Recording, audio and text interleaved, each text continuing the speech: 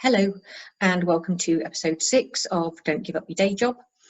This week I am in a different room of my house because I have discovered a room that has a wall which post-its stick onto and they don't fall off, and this is essential for the TV writer, for this TV writer anyway.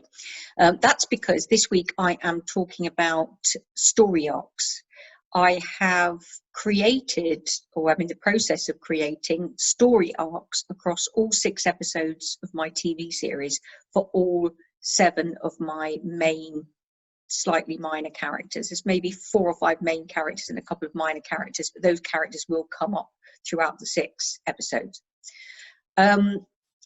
This system is one that I've used twice before and it works well for me. It's the first system I found that does work for me.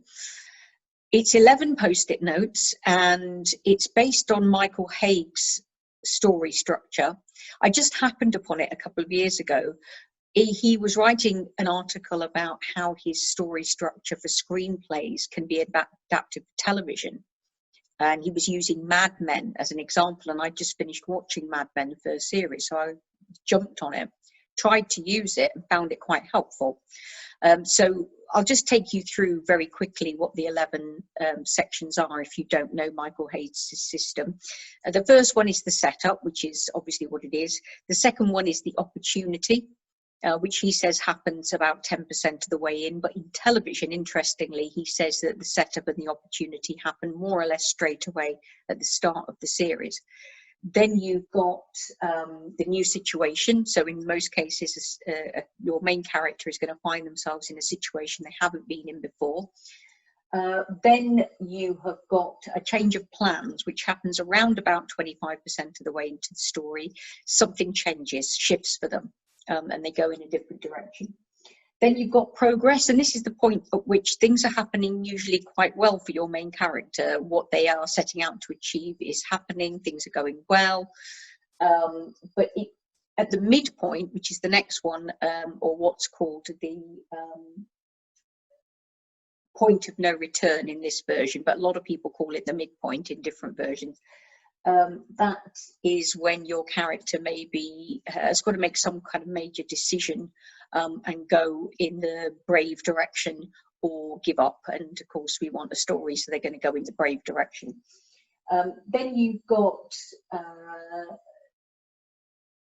obstacles, of course, which that's not to say you haven't got obstacles elsewhere. And I think Michael Haig calls this something else, maybe problems and obstacles, whatever. But the point is, at this point, things start to go very, very wrong. And that's why before the midpoint, the better things are going before the midpoint, the more dramatic it is when things start to go wrong at this point. And then you've got, at around 75% of the way, according to Michael Haig, the major setback. This is when things have gotten so wrong, even your mother doesn't love you anymore, and things are going very, very bad, and you are going to have to drag yourself up. Your main character's got to drag themselves up to what is called the final push. That leads to the climax of your series, and then you've got the aftermath, and the aftermath is just the it would have been okay if it wasn't for the damn dog or whatever.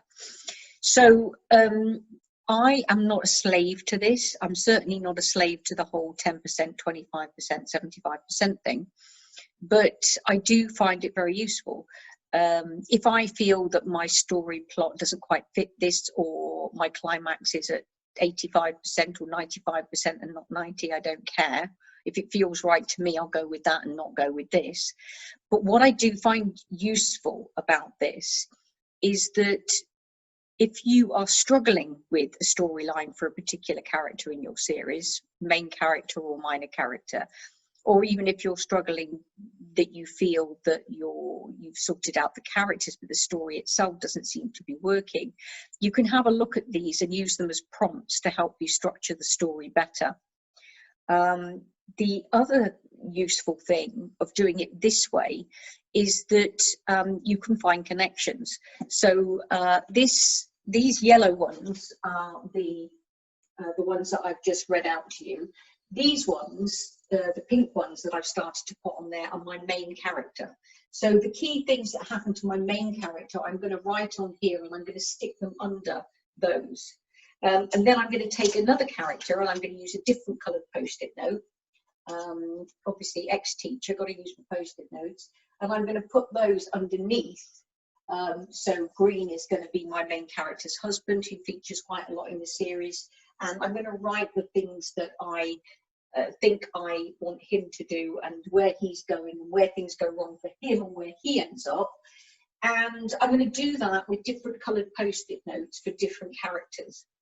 And what happens when you do that is you notice, when you're working on your story, you notice places where they can connect.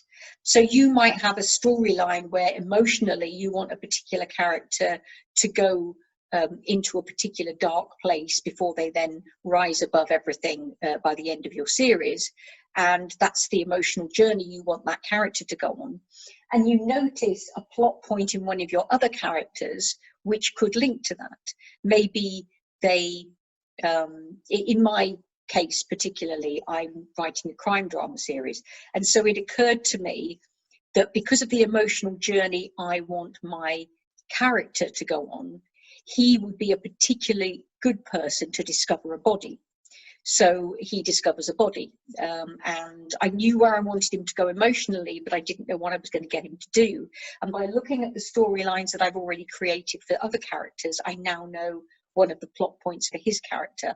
And I will keep going with this until I've got all of the post-it notes on the board and I've got on the wall, and I've got a consistent storyline with connections between characters. So there's an overarching storyline for the criminal case that they're all investigating and involved with, and there's an individual storyline for all of the characters, which connects in some way at some point to that case.